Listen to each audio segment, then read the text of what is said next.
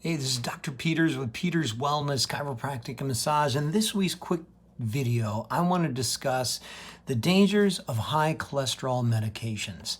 And one thing I want to mention right away, that if you are on statins and you are thinking about making a change, make sure you work with the doctor who prescribed those medications. You do not want to quit this type of medication cold turkey. You want to work with a professional because, well, in looking at it, you got to think of, why is there such a widespread use of statins? Why do they keep lowering the number for your cholesterol to be at before they'll put you on a statin? It's like, you need to be at this level now, so we're going to put you on it quicker. Well, heart disease is a big issue, especially in the United States. But looking at what are the things that a person could do to make the changes naturally. You go in, you get everything checked, and you're starting to have some atherosclerosis. You're looking at your cholesterol numbers, your HDL, your LDL, your VLDL, and knowing what all those numbers mean and knowing what the ratio should be is very important.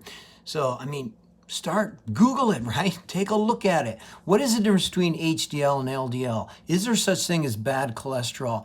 Educate yourself on this and know it and understand. If you have questions, put the questions in here. I'd love to have some back and forth via Facebook and YouTube and different places like this, so that my subscribers can see and feel and start to have that more communication, especially those of you who aren't United States or are in different states than where we're at here in Arizona.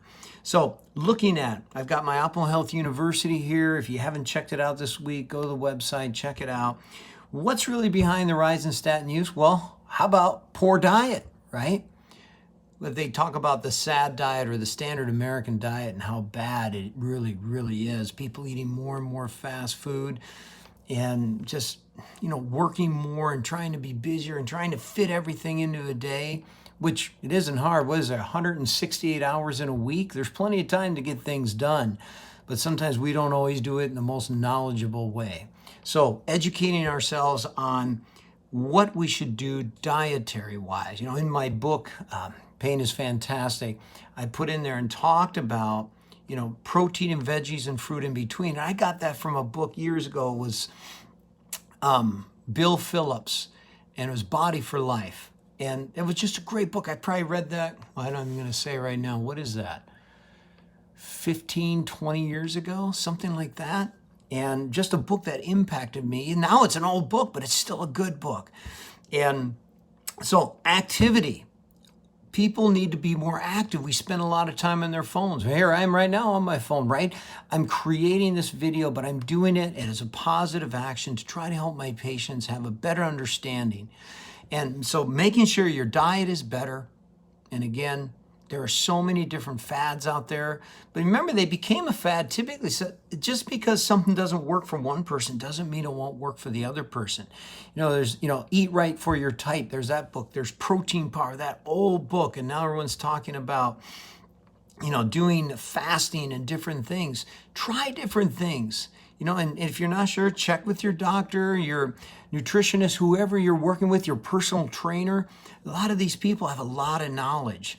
And there's so many books out there, and I'll try to start posting more books. Like this year, my goal is to read 52 books. I failed miserably. I think I've just finished my 24th book, but I was doing a lot of online things and trying to make sure that I'm constantly filling my head with new material.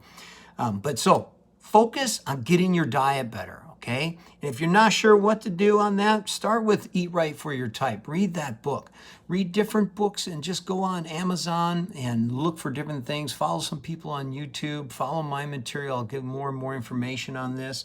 And become more active. Be more active. Everybody's got their Fitbits. Get more steps in every day. Take the stairs. Stay off the elevator. Park a little bit further away. Just do little things like that. Go for a walk every night. Go for a walk every morning. Go for a walk at lunch. Just get the energy up. And remember, in my book, again, I talk about, I read it in a book, Think Big by Donald Trump. And that book, I read this, I'd have to look at the book, and probably in 2015, something like that, 2014. And it was at that point in time where I started getting up at 4 a.m. Because if you can't get everything done in a day, get up earlier. I was like, That's a really good point. I may not feel like it, but I've been doing it, and what a difference it's made in my life. It has been phenomenal. Just by getting up earlier, an hour earlier every day. It's phenomenal. The other thing too is stress levels. Higher stress levels correlate to higher cholesterol. What's a great way to reduce stress? Eat better and get more exercise. So the first two things can help you with the third thing. So please take a look at your life. Take little steps. Step by step we get ahead. It happens no other way. Sometimes it can happen in leaps and bounds once you start to go in the right path. But if you have any questions, ask me. Email me, drpeters@peterswellness.com. Comment here on the Facebook post. Comment on YouTube, and I will look at those and get back to you. Let me know what more detailed information you'd be looking for. And on the Optimal Health University, real quick, they recommend some books here. And number one, The Heart Disease Breakthrough by Thomas Yanios. Another one, Before Heart Attacks by Robert H. Superco. And there's a couple others. Take a look at that. Fill yourself with knowledge. Make better choices. And have a great week.